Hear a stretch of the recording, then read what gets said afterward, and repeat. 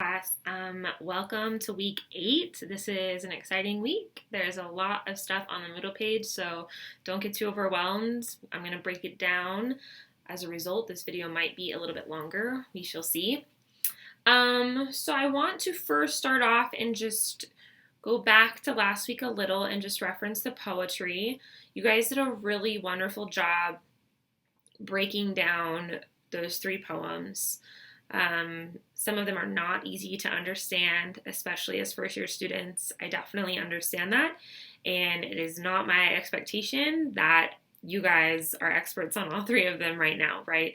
The point is to expose you to that and to get you just thinking, right? To really think about the choices the author's making, and especially with how, I know that you guys pointed out, a lot of you, that it was really hard to follow, a little confusing, pretty vulgar, and you were just kind of wondering why. So those are really, those are explicit rhetorical decisions that Allen Ginsberg makes in his writing.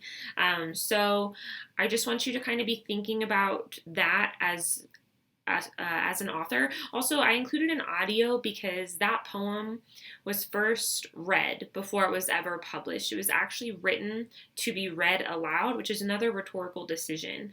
And you could make a lot of really great points about why Allen Ginsberg did that and how it's written to be read aloud, and what the voice, the rhetoric of reading or of hearing it versus reading it does to you as a reader. That could be a great rhetorical analysis paper. So those sorts of things are important. I want to point out a couple common themes among the poem that some of you kind of got close to. Some of you are still commenting, so you might get to this. We'll see. But one thing, so a lot of you talk about the personal issues for the writer, which is fine. There's definitely a lot of that in poetry, but I'd like you, at least academically and as far as our genre analysis, to be thinking a little bigger, to be thinking about it for the audience, because all of these authors, they do have audiences in mind with like specific agendas for those audiences. In how, and, or one thing I would also point out is that all of these are American writers. 2 are black and 1 is white. So you've got, so I think some of you weren't sure if Allen Ginsberg, who wrote Howl, was African American or not, because like there is some ideas of oppression and underclass, but he is white and he is pointing out class systems. He's not as focused on race, because that's probably not as much on the forefront of his mind as a white man. So there are some comparisons you can make there. All of these poets are addressing America and society as a whole. They're all written in somewhat of a similar time sphere, which you could compare. So they're representing, and not just representing, they're critiquing America at a certain time. They're critiquing some of those ideals. They're all trying to depict a little bit of, and they might have different goals in how they're doing this or what they really want the reader to take away, right? Like I think Maya Angelou has a slightly different goal than the other 2 poets, but they are all making a point that that society and those who are having freedom, it's coming at the expense of another, right? And especially with Jail Poems and Howl, you have a lot of references to America, which would also be a great idea for a paper to really talk about that. You could compare the 2, or you could just talk about the references to America in one. Howl has some really interesting things written about it, and also I'd be happy to talk to anyone who's interested in knowing more. It's so much to say. I don't want to try and cram too much in this video for people who are not as interested in writing about it. But there are he has a lot of metaphors for America, particularly his, I believe it's the 2nd section. And I think, Shayla, you did a great job of pointing out in your discussion forum how he talks about like a section is kind of where, and you could talk about like America in that section and how he is pointing that out. So great. And they're all representing collective identities as well, so that's some comparisons you can make. Now some differences, right, is that Howl and jail poems are really pointing out the flaws in the American system and the oppressed, and they want something to be done about that, maybe you could argue. Whereas Maya Angelou is also just pointing out that she will overcome that. So the focus, there's still a collective focus. I wouldn't say that she's writing just thinking about herself, but I think that, right, like her way of coping is to look at the collective community she's speaking to and to say, like, we're going to overcome this. You could also compare some of that to "We shall overcome," which was a slogan of the civil rights movement. So there's a lot to be said about this. When you write your papers, I do want you to be thinking about when something is written. Also, the same for like the short story read last week, The Ones Who Walk Away from Omelas by Ursula K. Le Guin. When that's written and the fact that it's an American author is important. So you can really think about the historical context of something, because that is part of the rhetoric as well. When something is published, what it's responding to and engaging with at the time is a really big, important factor of rhetoric. Think if there's anything else I want to talk about that. If you read the introduction to Jail Poems, you also notice that it talks about the Beat Generation, and it actually mentions Ginsberg, who's the author of Howl, the other poem I assigned. So Kaufman sort of fits into that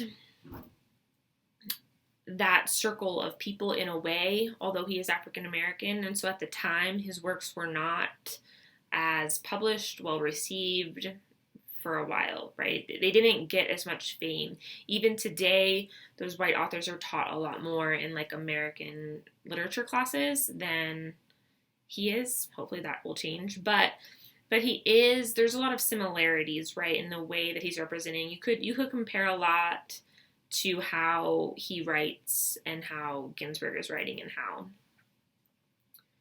I don't know that I have too much else to say about poetry. I thank you for getting through some of those. I know some of them were a little challenging, but it seemed like most of you at least really enjoyed one out of the three, which is really all that I can ask. So that is great. If you enjoyed one of the three, then that's a success. Hopefully, some of you were interested in writing about them. And I just also want to encourage, you don't have to feel like you have a really good grasp on the poem to write a paper about it. I don't expect any of your papers to represent a level of expertise like you have a PhD in poetry, right? I'm not expecting that from you. So think about it as a time to engage with something that you're curious about, but that you aren't sure about, because that is a great place to start for a paper. So this week, I do want you guys to be really diving into paper topics. I'm going to go ahead and show you what we have going on for the week. So, I also did want to mention, I know it seems like you guys noticed, I added a word count to the discussion forums. So hopefully that wasn't too bad of an awful surprise. I'll probably keep that going. At this point in the semester, I do think it's important that you're stretched a little bit. I think it's a good exercise.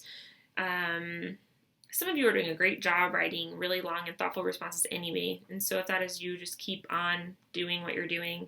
But I think that at this point, as first-year writing students in college, it's good to work on pulling those thoughts a little bit longer, because you are going to be moving into writing longer papers, and you need to know how to kind of take an initial thought and expand it a little bit. Even if you feel like you're rambling a little bit, that's okay in a discussion forum, not okay in a paper, but in a discussion forum, that's fine. Use that as a place to practice that skill of just really expanding on a point rather than making it in a sentence or two, because I want to see that drawn out and fleshed out a little bit more.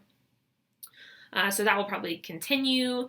I'm not going to raise it dramatically or anything, but I want those to be looking more like a paragraph and be more thoughtful. This week, we have, you'll notice that there are some extra credit and things up here. I'll get into that in just a minute. There are 3 stories. They're not all stories, actually. You have 3 readings. None of them are super short, so I don't know that any of them are crazy long either, but you're just choosing 2. So you're welcome to read the first paragraph of each and decide which is more interesting. Speaking in Tongues by Gloria Anzaldúa is written by, this is the most, definitely not probably, this is the most recent. Gloria Anzaldúa is brilliant. She is still publishing things today. This is a pretty recent publication. It'll be interesting. You might reflect back to some of your things on dialect that we talked about in language. She is interested in kind of a dual identity as a bilingual speaker, as a Latin American, and just there's a lot of rhetoric to talk about in there is basically what I'm trying to get at. So one thing, if you read this, you can think about that for your paper. The fact that she is code switching back and forth Spanish and English in an academic article is something to think about, right? So that is a rhetorical decision. So you could analyze that, you could think about that, you could think about how it serves her point. Letter to Birmingham Jail, you guys are probably familiar with this. I mean, I'm sure you've at least heard of it, I would assume. Maybe I shouldn't assume, but you've probably heard of it. If not, I definitely recommend reading it. And then Stranger in the Village by Baldwin. We've already read you also read Baldwin in our dialect section, but it was only like 2 pages. These are both brilliant. This is more of a memoir. This is written in letter form, so epistemology is also a form of rhetoric that you could really think about. There's a lot to be said about epistolary writing in the civil rights movement and for activism for the African American community. So that's a great idea as well to consider for a paper topic. So all of those things, these are all like really rich in ideas for paper writing. You're only choosing 2 just because I know they're a little longer, and also because I want you to have time this week to think about a paper. I don't want you to be so swamped with reading that you're rushing through it and you don't have any time to think about what you want to write about for your genre analysis paper. This is going to be substantially bigger than your summary. It's going to be the biggest thing you've written so far. You'll need sources and things. So I want you to spend more time thinking about the paper. Let's talk about the paper, and then we'll get into this. So guidelines. This is going to bring this right here. Cool. So the guidelines for this paper are, I have on here some things that are from this, but honestly, you can choose anything from this section. I just didn't list every reading that we have, but like you are more than welcome to choose one of the other poems. You can choose Still I Rise. You can choose Stranger in a Village. All those things. I would love that. I would love there to be as many paper topics as possible so that I'm not reading the same thing over and over again, although that's sort of a personal preference. But don't get discouraged if the one you're interested in right now is not on this list. So the goal of this paper, it's an analysis paper, a genre analysis paper. You're analyzing the rhetoric of a genre and how it's functioning within the piece. So this is not exactly a research paper. We will do a research paper later. This is really it's really a rhetorical analysis is like what the paper is, but it's focusing on genre. So think about that. I'm going to I'll get to that in a minute. 3 to 5 pages, no less than 3 full pages. I don't want 2.5 pages. I'll dock points for that. Again, I'm doing labor-based grading, but if you don't meet the criteria, so remember that labor-based grading is not just you'll get an 80% if you turn something in, right? Like you'll get at least 80 if you meet every criteria I have listed. So like and there's a lot for this one. So it's at least a minimum of 3 full pages. It needs to be an MLA format. It needs to be double spaced. It needs to be formatted correctly. Check on that in your peer reviews. Give each other feedback about formatting because I want that to be done correctly. What their message is, how they communicate their message, and how rhetoric enhances their message. So all of those things need to be included in the paper. There needs to be an introduction that introduces the piece, that specifies what kind of genre it is, the background information. So when the author is writing, the historical context, if that is part of your argument and your thesis statement. And then you're going to talk, so you need to know their message when you're writing, and then build on that and say, In these ways, the rhetoric helps make this case for the author, right? That is what I'm looking for in a nutshell. Your paper needs to include a thesis, an introduction, and conclusion. Also, obviously, a body with, sorry guys. Freaking office lights. But I'm not starting the video over, so. Who the author is. Don't leave this out, right? It's really important that in your introduction, I know who you're writing about, and it establishes more credibility for you as an author. The author's main point, why the author used this genre to make their point. You need evidence for that, the rhetorical decisions of the author, and a conclusion that explains the effectiveness of the rhetoric that you're talking about in your paper. So you're gonna, in order to get at least an 80% on this paper, you need to have completed all of the components that we will do as a class together. Your proposal needs to be on time. Your outline needs to be on time. Your draft, your final revision, all of that needs to be done on time and completely. If one of those are half or late, you will lose points. Each portion of the assignment needs to meet the individual guidelines. So if one of these does not meet the guidelines, if your proposal is late or your proposal lacks something that I specifically requested, you will lose points on the total paper. You need to participate in the peer review. A lot of people lost points on that for the summary, right? So you will lose points on your total paper if you don't do the peer review in all capacities that I'm asking you to participate. The paper needs to cover the points above. If you don't have evidence or something like that, that's not meeting the minimum requirements. And you need to use a minimum of 3 sources, including the piece you are writing on. So that means you have at least 2 outside sources and then a primary source. This is obvious. If it doesn't meet these things, then you will get lower than an 80%. In order to get higher than an 80%, you need to have adequate evidence. So evidence needs to be, you need to have evidence, and it needs to help your main point. You have to have, you have to have a thesis, introduction, and conclusion, but in order to get above 80%, they need to be well-formed and well-articulated. You have to do a good job with them, essentially. The paper needs to be organized. The paper needs to have big global revisions. You will lose points if your paper looks the same moving through the peer review process, right? I look at that. I look at what feedback your peers gave you, and I look to see if you made those changes. It's fine if you don't make all of them, but it has to look like you at least are addressing the feedback you're given, and your revisions should not look the same as your draft. You will lose points for that. Writing appropriately meets all aspects of the revision plan. So that's exactly what I basically just said. Feedback, blah, blah, blah. Okay, wonderful. Oh, yes. And the sources need to be relevant and useful in analysis. Great.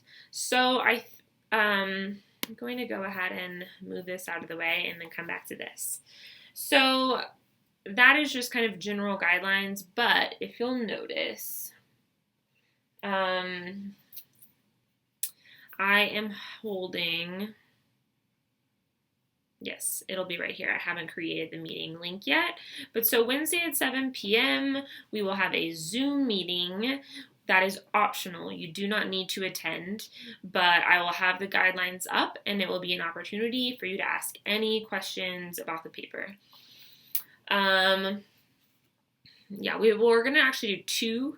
So you'll have one when your final is due, because you might find that you have different questions now versus at the end of your writing process.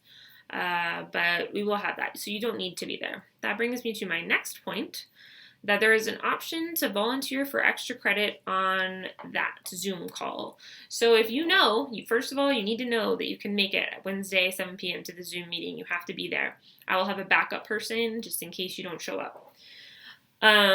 You need to come to the Zoom meeting and have a Word document out or a Google Doc, and you need to take notes of the questions that people ask and my responses. We will post that document to the Moodle page. You'll send it to me when you're done with it. I'll look it over, and then I'll post it to the Moodle page. You will get some points added onto your paper. I don't remember how many I said. I want to say maybe it was like 5. I'm not sure. That's on here though. So just check that out. You need to volunteer, and then I'll basically draw a name for it. There'll be another opportunity, total of like at least 3 opportunities to do this, but you won't be able to do it twice. So if you're worried about the paper right now, just go ahead and volunteer for this. You know, it's a pretty easy way to get extra credit, I think, if you're available. Yes, so then this brings me to the paper topics forum. So your discussion forum for this week is going to be thinking about and brainstorming topics for your paper. So keep in mind the things that I said that I'm looking for. What I don't really want in the paper topics forum is just the reading that you're thinking about writing on, right? I want you to you don't need to have a thesis statement ready to go that's like primed and sounding really wonderful. But you do need to have an idea of the direction you want to go with the reading. I want you to be thinking about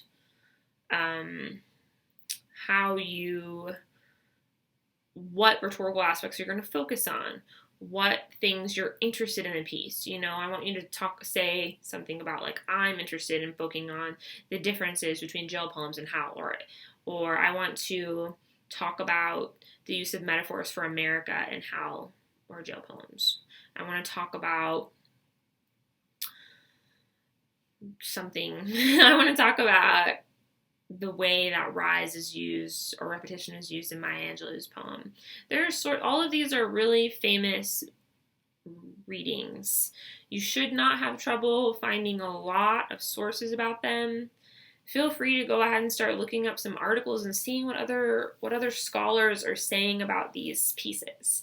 That could be really helpful. So, and then I want you to also be thinking about what I've said about the paper when you respond to people's paper topics. So if you have a sense that someone is moving in a direction that sounds like it's not what I asked, help them out, you know, like that is like a helpful peer feedback to say, what piece of rhetoric will you be focusing on? Or what analysis are you going to make of that reading? And maybe you'll have a couple of different ideas. I don't remember how I phrased that in that forum topic, but make sure you read and follow what I've asked for. And then, of course, you have your proposal due by Sunday. So you need to be writing this earlier so that you're thinking about it. And then by Sunday evening, you're going to be creating a proposal. Also, feel free to ask me questions about this in the Zoom meeting, right? That'd be a great opportunity. If you are reading other people's favorite topics and that brings up questions, just kind of keep those in your mind, write them down, and then come to the Zoom meeting and I will happily answer them. I think that I will also try to post an example of this for you so that you have something to look at, since I don't know, maybe you haven't written a proposal before, but it should be that's basically going to be a paragraph where you tell me what piece you're writing on, what the main point is of the piece, and what you're going to focus on. And you will need a thesis for that. So the point of this discussion is for you to work that out, to be thinking of possible thesis ideas and to get feedback from your peers about if it's going to work well for a paper. I believe that is all I have for you guys this week. Good luck. Please email me if anything this week seems confusing or if you just have some questions, and please think about coming to that Wednesday Zoom meeting to get a little additional help on the paper.